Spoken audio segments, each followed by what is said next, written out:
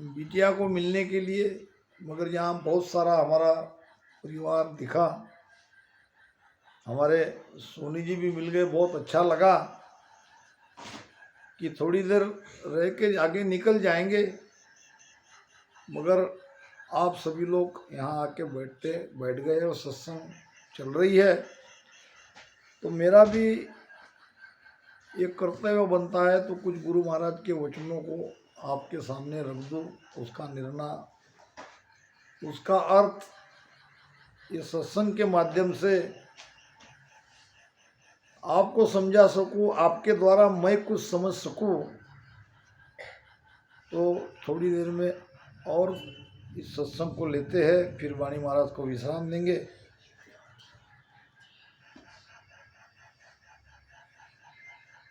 तो राजा का संवाद हमारा चल रहा है। राजा चंदूलाल सिवनी के राजा थे। राजस्थान से जब गुरु महाराज उत्तर प्रदेश गए तो बीच में मध्य प्रदेश आता है, उसमें मालवा प्रांत एक अलग भाग है। तो वो मालवा के उस एरिया से गुरु महाराज वहाँ जाए। ये मालवा प्रांत में सिवनी है, हमारे नागपुर से 200-250 किलोमीटर दूर। और वहाँ का राजा था राजा चंदूलाल।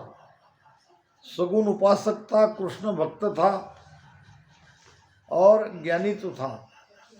मगर गुरु महाराज से जब उनकी वार्तालाप हुई तो उन्होंने अपनी सगुन भक्ति छोड़ दी, ये निज नाम का भेद लिया और ये सदगुरु कृपा मेहर हो गई और निरंतर सत्संग उनके भीतर में जग गया। तो वो कहते हैं, गुरु महाराज को प्रश्न कह रहे हैं, तुम भाकी घट भेद की आनई वेद के माय,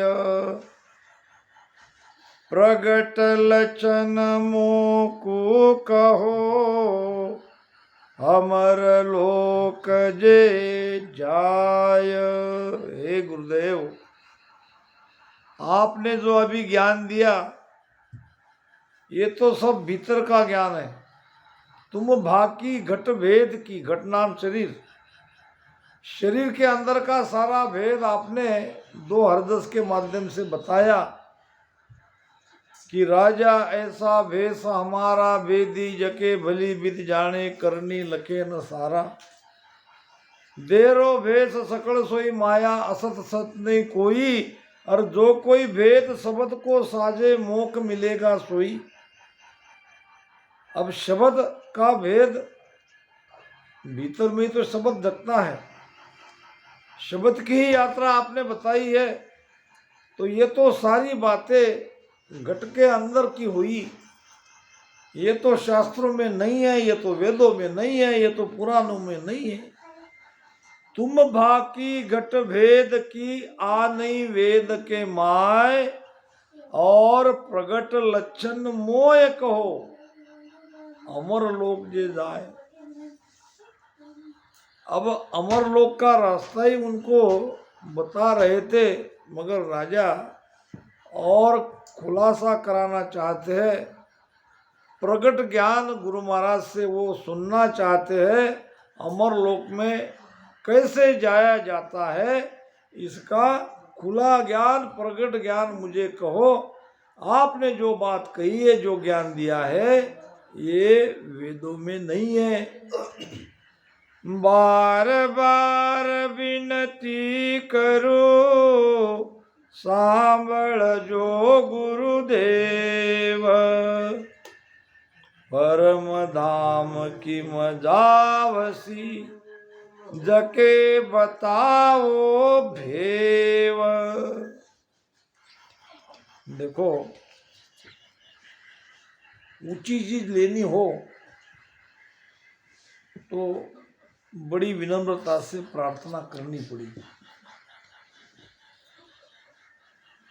ये कोई मार्केट में हम कोई वस्तु ले लेते हैं, ये लो पैसा दो माल, ऐसी बात नहीं है।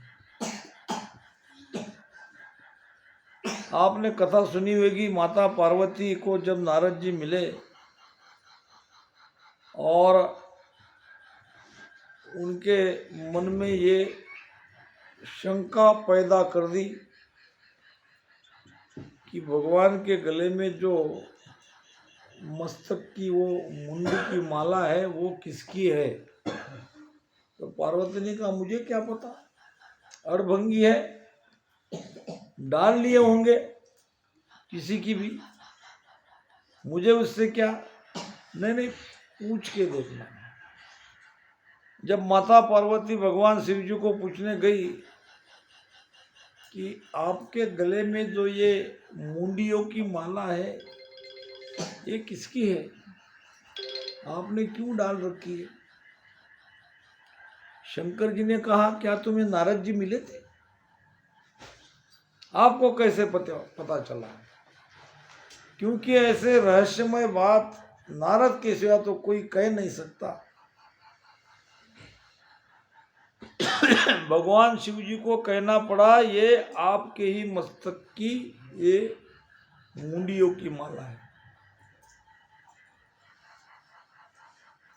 क्या मैं इतनी बार जन्म ली, इतनी बार मेरा मृत्यु हुई। उसने कहा हाँ, आपने 108 बार जन्म लिया, 108 बार आपकी मृत्यु हो गई, ये 108 मुंडी की माला मेरे गले में है। जब जब पार्वती तुम मरती थी तब तब तुम्हारी मुंडी की वहाँ से लाके मैं अपने गले में डाल लेता था। ऐसे ही 1 2 3 4 बढ़ते बढ़ते 108 माला हो गई। इसका मतलब क्या मैं 108 बार मरी। हाँ, और आप तब तक अमर है। तो हाँ, फिर आपकी मैं पत्नी, आप मेरे पतिदेव, आपको मुझ पर दया नहीं आई। आप मुझे वो अमर तत्व का भेद नहीं दे सकते थे। तब शिव जी ने कहा उत्तम पुरुष का ये लक्षण कहे बिना, पूछे बिना न कहे कोई।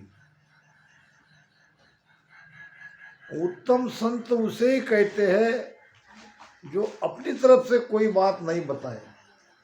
कोई पूछे तब बताए, नहीं पूछे तो नहीं बताए, कोई अपना सगा भी क्यों न हो। क्योंकि अगर बिना बताए बिना पूछे उनको ज्ञान दिया जाता है तो उसकी कीमत नहीं रही।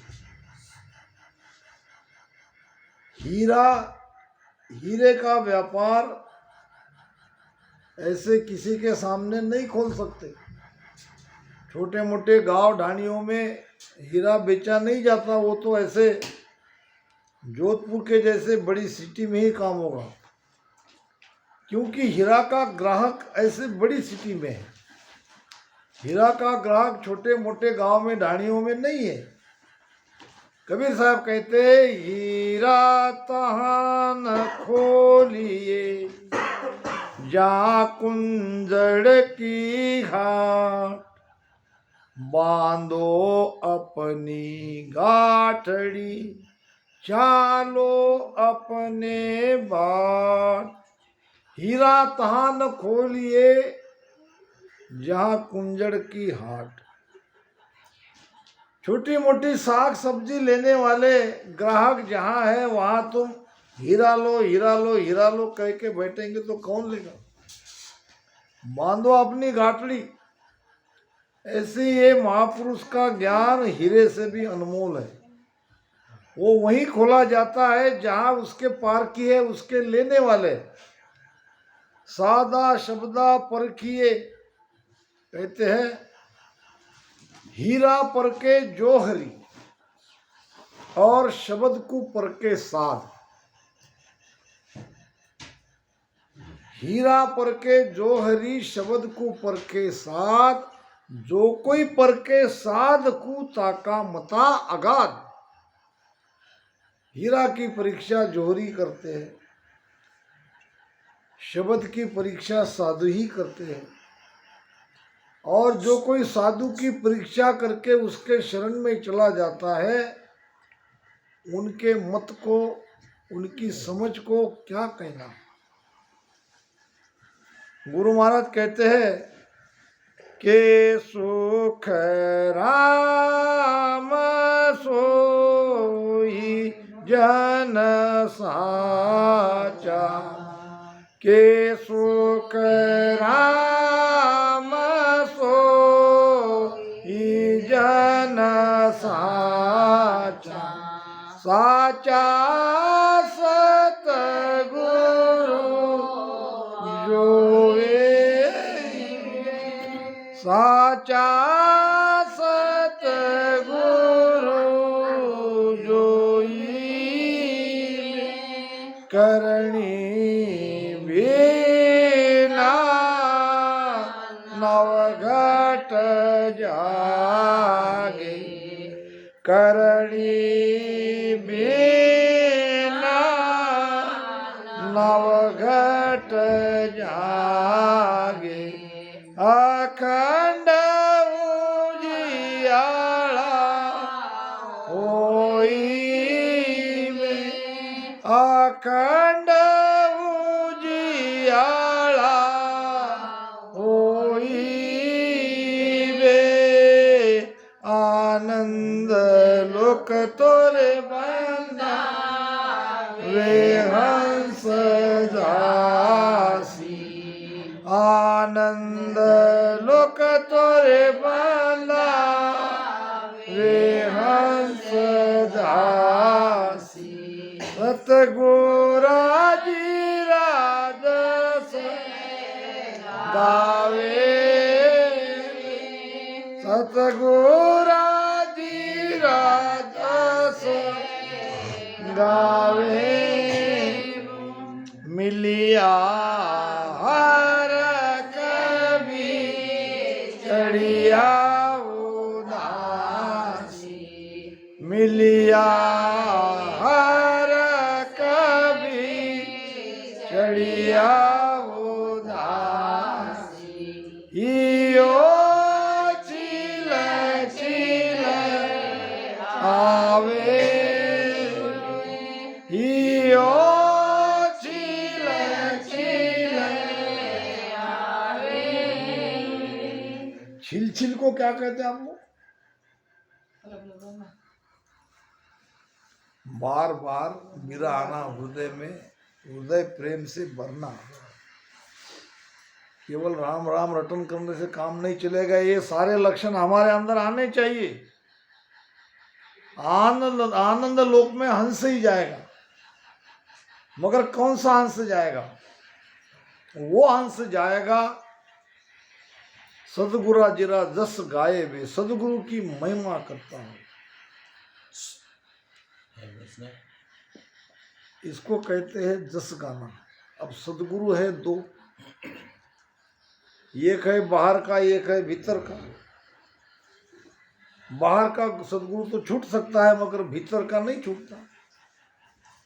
गुरु महाराज कहते भी है कि ना बिछड़िया ना बिछड़े सदा संग गुरुदेव, उन सतगुरु की सुख राम के कर लो निस दिन से। एक गुरु भीतर में बैठता है, वो जन्म के पहले भी हमारे साथ था, अभी हमारे साथ है, मृत्यु के बाद भी हमारे साथ रहेगा। ना बिछड़े ना बिछड़े, ये शरीरधारी बिछड़ जाएगा, इसकी उम्र है, मगर भीतर का सदगुरु ये हमसे कभी न बिछड़ा ना बिछड़ेगा, और वो है हमारी आत्मा। अब उन सदगुरु की सुखराम कहे कर लो निस्दिन सेवा, उस आत्मा रूपी सदगुरु की रात दिन सेवा कैसे की जाती है? ये आप लोग बैठे कर रहे हो, ये राम राम भजन आप सांसों सांस में कर रहे हो, ये वो सदगुरु की सेवा कर रहे हो, उसको याद कर रहे हो, उसका सुमिरन कर रहे हो। तो आनंद लोक में भजन सुमिरन करने वाला ही जाएगा, जिसका चित्त रात दिन भजन में लगा है वही जाएगा। केवल मन से काम नहीं चलेगा, चित्त भी भजन में लगाना पड़ेगा।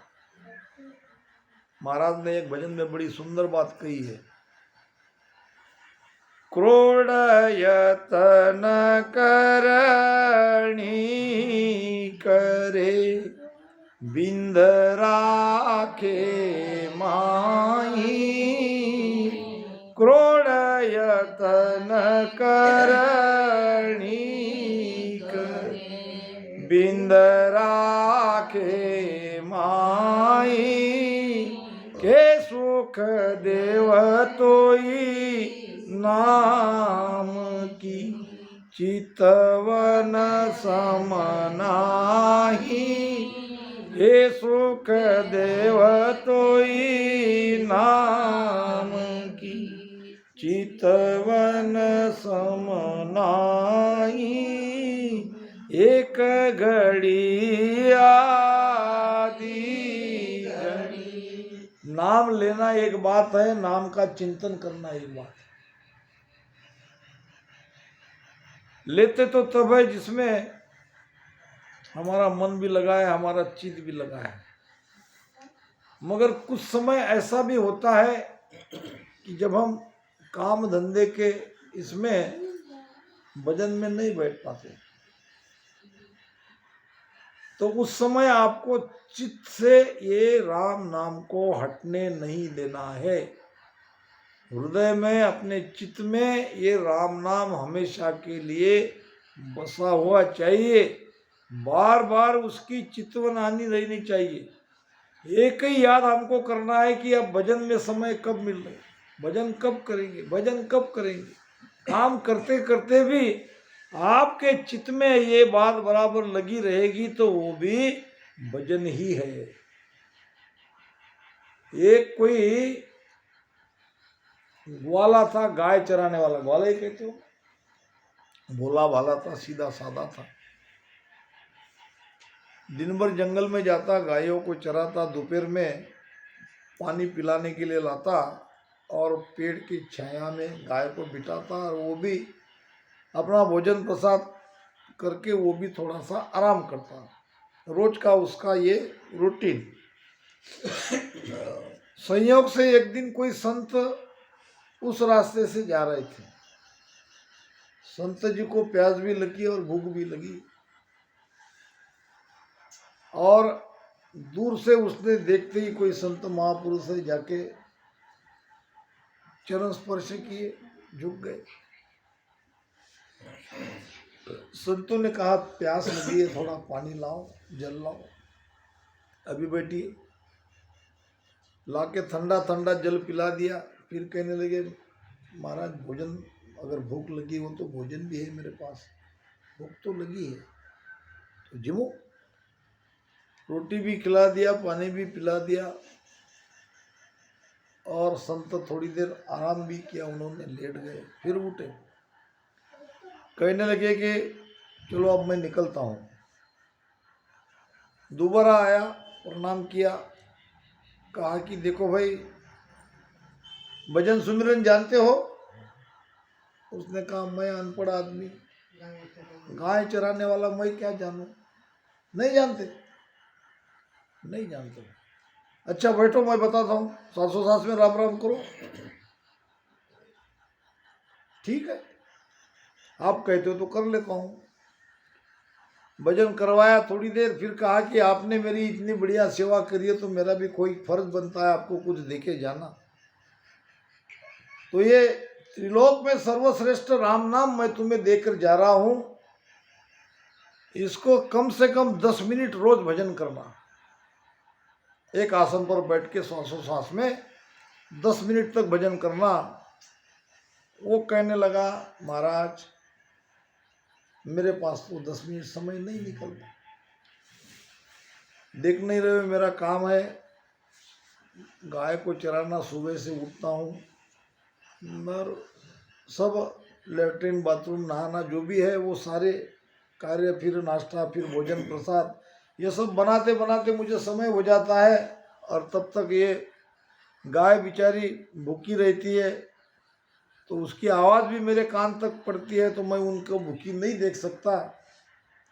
तो 10 मिनट मैं नहीं कर सकता। कोई बात नहीं, 5 मिनट, हाँ 5 मिनट में कर दूंगा। तो मुझे वचन दो। कहने लगे कि मैं जिंदगी भर आपको ये दिया हुआ जो वचन है इसका पालन करूंगा, 5 मिनट एक आसन पे बैठ के राम राम करूंगा। अब वैसे भी उसको सुबह से उठ के गाय को जंगल में ले जाने तक समय नहीं मिलता था।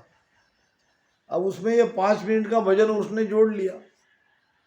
अब होता क्या था, सुबह उठ के ही उसके चित्त में भजन करना याद रहता था। भजन करना है, भजन करना है, जल्दी नहाओ, जल्दी नाश्ता करो, जल्दी भोजन बनाओ, भजन करना है, भजन करना है, भजन करना है। ये चित्त में ऐसा बैठ गया। करता भजन 5 ही मिनट, मगर चित्त में वो हमेशा भजन के बारे में। चित्त क्या करता है? चित्त याद करता है, मन विचार करता है, बुद्धि निर्णय करती है, अहंकार क्रिया करवाता है। चित्त में कई जन्म के संस्कार उपलब्ध रहते हैं।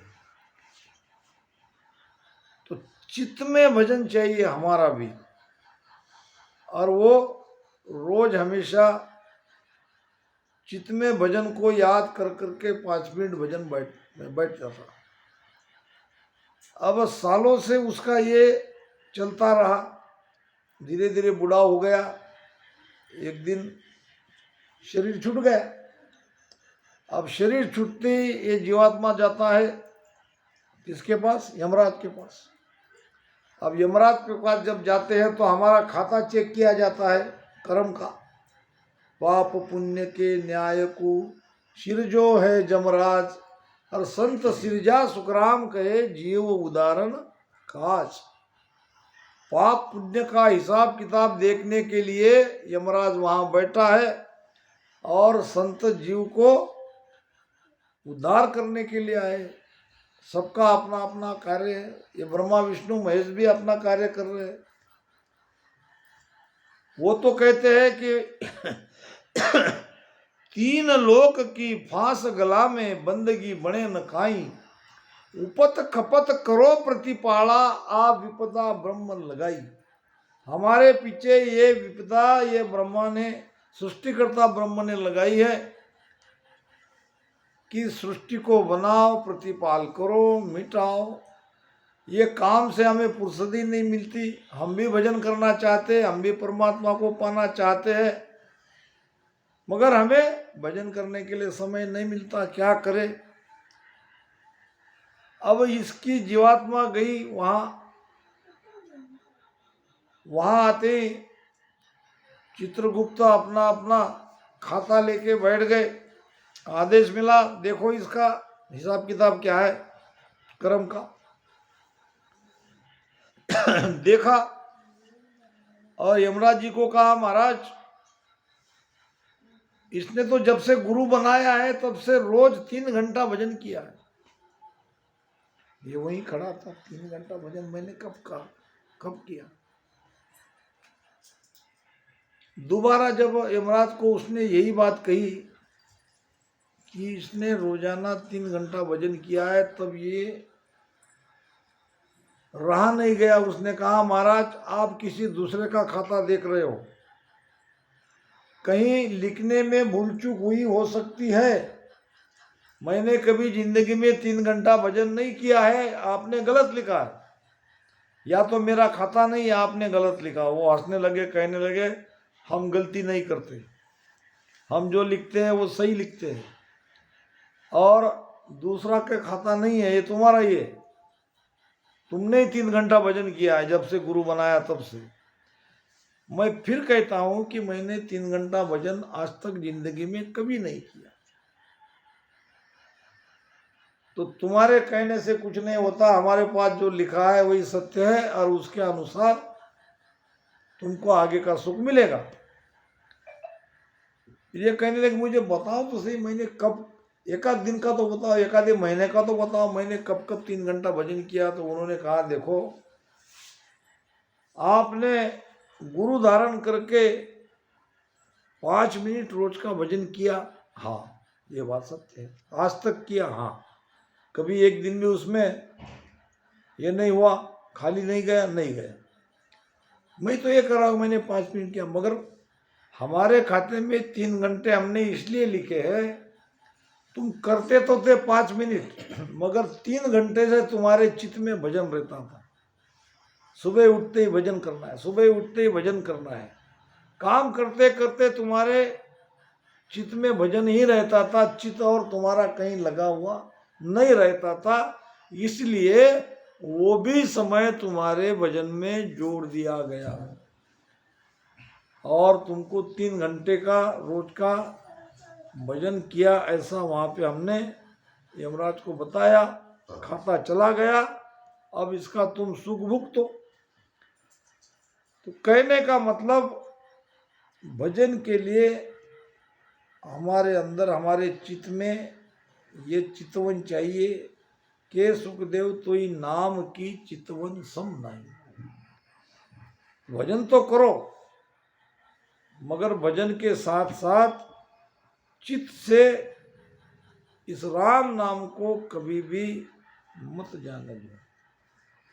तो के सुख राम सोई जन साचा, साचा सदगुरु जोई भी। यानी सदगुरु की परीक्षा करी, सच्चे सदगुरु की। किसी सदगुरु समझ के किसी गुरु के शरण में नहीं गया। सच्चे सदगुरु को पहचान कर उसके शरण में जाने वाला वो अमरलोक में जाएगा।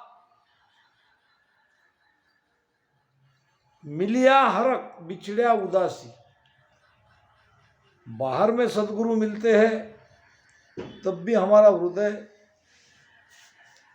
खुशी से भरना चाहिए। कल हम गए थे मकराना, जब से वहां से गए तब से सत्संग समापन होने तक 1 बजे तक वो माता जी नहीं गई। क्या आनंद, क्या हरजस गाती थी, क्या भाव था, क्या प्रेम था। साधु आवत हर्षिया जावत दिया न रोए, कहे कबीरता दास का भला कैसे होए।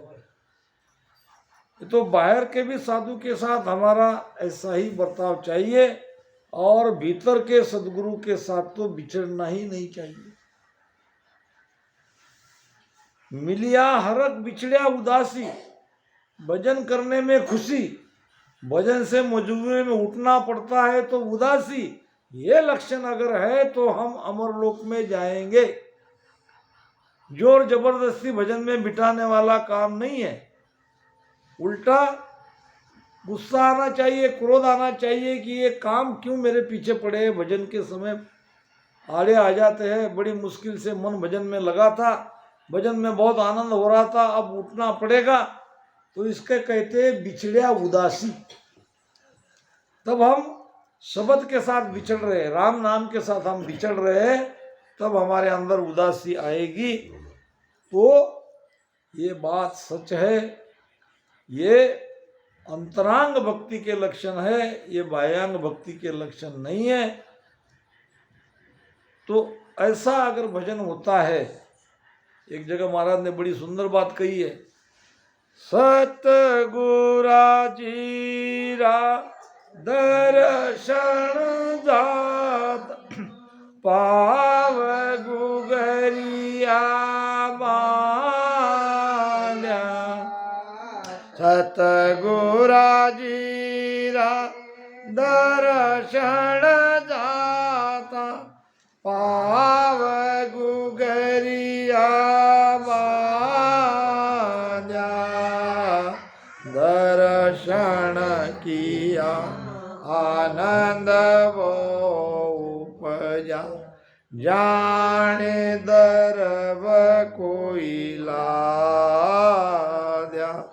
दर्शन किया आनंद वो उपजा, जाने दरब कोई लाद्या। राम जाने दरब कोई लाद्या। दिन दिन सो नर नारी वो जुग में, दिन दिन सो नर नारी। सायब काज जुरे निस को बोध प्रीत सुटारी राम को बोध प्रीत सुटारी दीन दीन सो नर नारी वो जुग में दिन दिन सो नर नारी सतगुरा जीरा दर्शन जाता पाव गुगरिया बांधा। क्या प्रमाण लिया है महाराज ने। पाव में गुगरिया वो नाचने वाला या नाचने वाली जो भी है, जिसको नाचने में प्रीति है, उसके पैर में अगर घुंघरू आ जाए तो वो आनंद से भर जाती है। जैसे एक नाचने वाले के पैर में घुंघरू बांध लेते हैं तो उसको आनंद आता है, वैसे ही संत आए हैं, गुरु महाराज आए हैं, ऐसी वार्ता सुनते ही उससे भी ज़्यादा आनंद उसके घट में अगर आता है तो वो धन्य है। ये कोई आसान बात नहीं है। सतगुरा जीरा दर्शन जाता पाव गुगरिया बांधा, और दर्शन किया आनंद वो उपजा जाने द्रव्य कोई लादा। एकाएक धन मिल गया है तब कैसी खुशी होती है, उससे कई गुना ज्यादा खुशी गुरुदेव का दर्शन से होती है। सदगुरु रामदास जी महाराज जब अपने गुरु महाराज को यहाँ जोधपुर आते थे तो खेड़ा पासे दंडवत प्रणाम करते आते थे। क्या भाव था। तो ऐसी स्थिति, ऐसा प्रेम, ऐसा भाव, ये सब भजन में चाहिए। तब जाएंगे उस देश में, तब खुलेगी बंकनाल, तब ये चेतना पिंड से ब्रह्मांड में ऊपर जाएगी, तब आएगा आनंद जीते जी। तो इन्हीं शब्दों के साथ